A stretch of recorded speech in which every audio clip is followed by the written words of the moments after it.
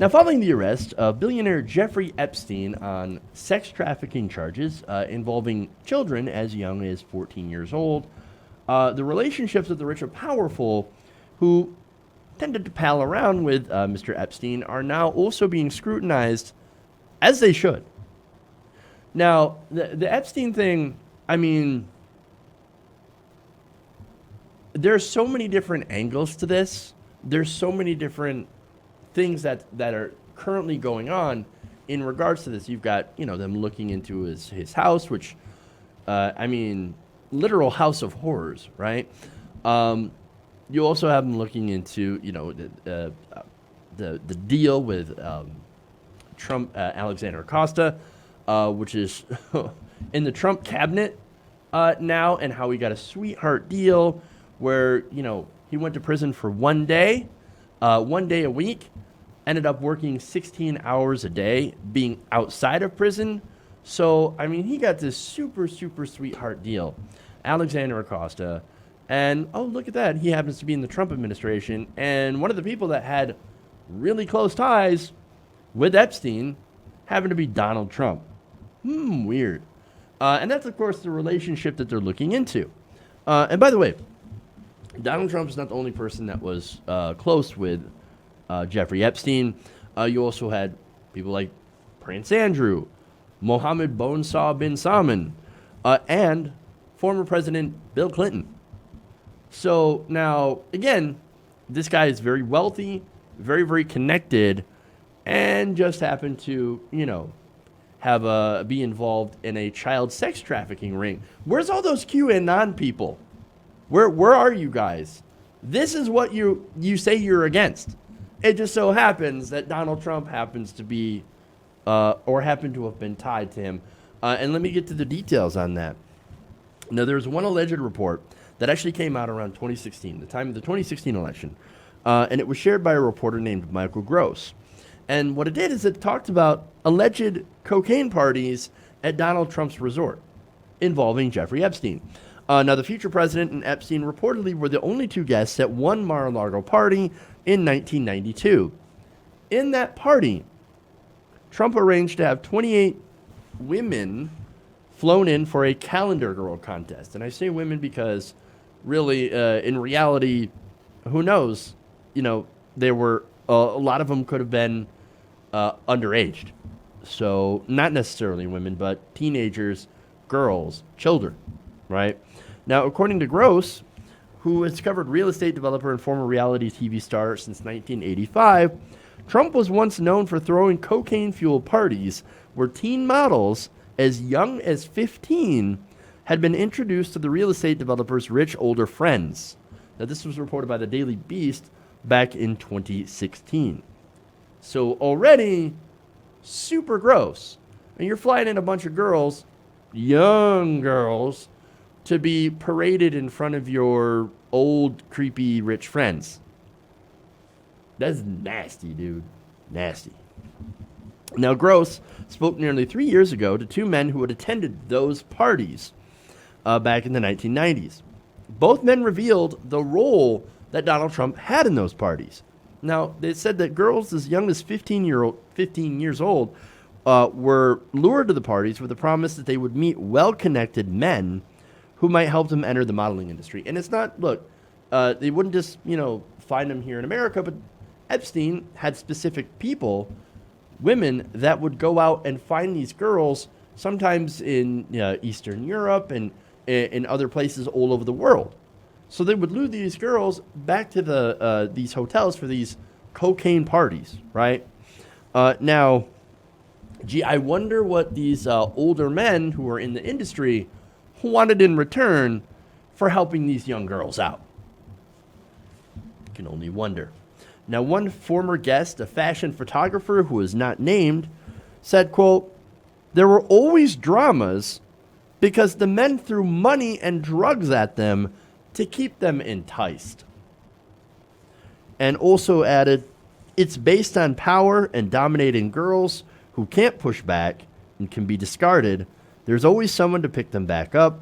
Nobody wants to call home and say, 'Help me.'" So that right there is so incredibly predatory and just incredibly gross.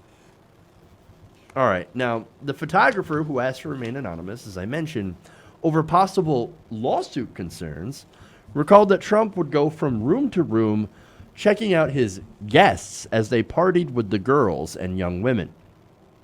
Again, older people in the industry. Former guests recall, quote, a lot of sex, a lot of cocaine, top shelf liquor, but no cigarettes, because Trump didn't approve of smoking. Well, of course, the man's got to have some standards, doesn't he? The photographer and a male model who attended the party said that they never saw Trump use drugs himself, but said he, quote, was getting laid like crazy. The photographer said Trump was at the heart of it. He loved the attention, and in private, he was a total effing beast. Hey, evangelicals, is that your guy?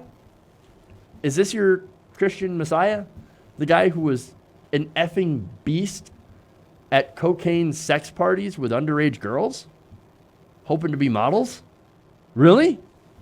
So now the heart of the matter here is, did Trump actually partake in sex with girls who were underage? I don't know. In fact, Andy Lucchesi, who's still a model, said he couldn't be sure how old some of the girls that Trump had been partners with were at the time. But nonetheless, here you have this, what was it, back in 96. So Donald Trump's somewhere around 50, 60 years old, right? And he's having sex with girls that could have been as young as 15 years old. Or as old as what, 18, 20, 24? Super, super gross. Super gross guy. Now, I've got a quote here from Lucchesi. He says, so he's a man with a woman. A lot of girls, 14, look 24. That's as juicy as I can get. I never asked how old they were. I just partook. I did partake in activities that would be controversial too. So there's somebody there who's like, man, I don't know. They were 14. They might have looked, or they might have been 14. They looked 24. I don't know. I didn't ask. I just had sex with them. And Donald Trump, he did too. He probably didn't ask at all. Oh, that's so gross. Now, what does that tell you? What does that tell you? If that account is true, then it would appear that Trump, along with other powerful men who were also there, would be child molesters. Statutory rape. And yes, that could also include Bill Clinton, which, by the way, Bill Clinton, he's the other part of this story, right? And he was friends with Epstein. He says, oh, no, I haven't been friends with him for over 10 years, man. 10, 15 years. Not interested in Jeffrey Epstein, right? Well, when he was interested in Jeffrey Epstein, he ended up borrowing his jet. This was after the Clinton presidency. That jet, private jet belonging to Epstein, was called the Lolita Express. Now, he said, I only borrowed his jet a few times for, like, just different events. Flight logs had him borrowing that jet over a dozen times. Bill Clinton could also be involved. And so we'll have to see on that one. Very, very interesting. As for Trump, of course, he said, I also denied being friends with Epstein years and years ago, 15 years ago. Well, that would be in 2004, right in the middle of when Epstein was being investigated. Interesting. So when he's getting in trouble, well, Donald Trump's no longer his friend. Kind of funny how that works out. But look, here's the thing. Let's not forget how Donald Trump knew what Epstein was about. And here's why. This is based on his own quotes. He said back in, he told Trump told the New York Magazine, that, quote, I've known Jeff for 15 years, terrific guy. He's a lot of fun to be with. It is even said that he likes beautiful women as much as I do, and many of them are on the younger side, no doubt about it. Jeffrey enjoys his social life. He knew. Come on, he knew. He knew what this is about. He knew what Epstein was up to. And look, if this is true, he might have also partook in this, which wouldn't shock me, by the way, given Donald Trump's history of, again, the Access Hollywood tape where he bragged about grabbing women, the numerous rape allegations against the president, and because what he has himself bragged about doing. He walked into a women's changing room, which again contained girls as young as 15. In fact, here's his quote on that. Well, I'll tell you the funniest is that I go backstage before a show. This was the Miss USA pageant, right? And he said, everyone's getting dressed and ready and everything else. And, no men are anywhere, and I'm allowed to go in because I'm the owner of the pageant, and therefore I'm inspecting it. I'm inspecting. What are you inspecting exactly? I want to make sure everything is good. I mean, it's so obvious what he's doing. He says, quote, the dresses, is everyone okay? They're standing there with no clothes. Is everybody okay? And you see these incredible looking women. And so I sort of get away with things like that. But no, I've been very good. What does that even mean, dude? What does that even mean? Now, not only that, but you had another account that backed that up. Maria Bellato, former Miss Vermont Teen USA, she said, quote, I remember putting on my dress because I was like, oh my God, there's a man in here. Trump, she recalled, said something like, don't worry, ladies, I've seen it all before. Gross. Now, three other women who asked to remain anonymous also remembered Mr. Trump entering the dressing room while the girls were changing. Again, so there's at least four girls who said he barged into the changing room while these girls are changing. Two of them said the girls rushed to cover their bodies, with one calling it both shocking and creepy. The third said she was closed and decided to introduce herself to Trump. So look, at the very least, Donald Trump's a terrible person. We knew that already. He objectifies women, young girls, and at worst, he was along with Jeffrey Epstein in writing the Lolita Express. Assuming, of course, all of this is true, and look, I've got no reason to doubt it based on what we've seen so far.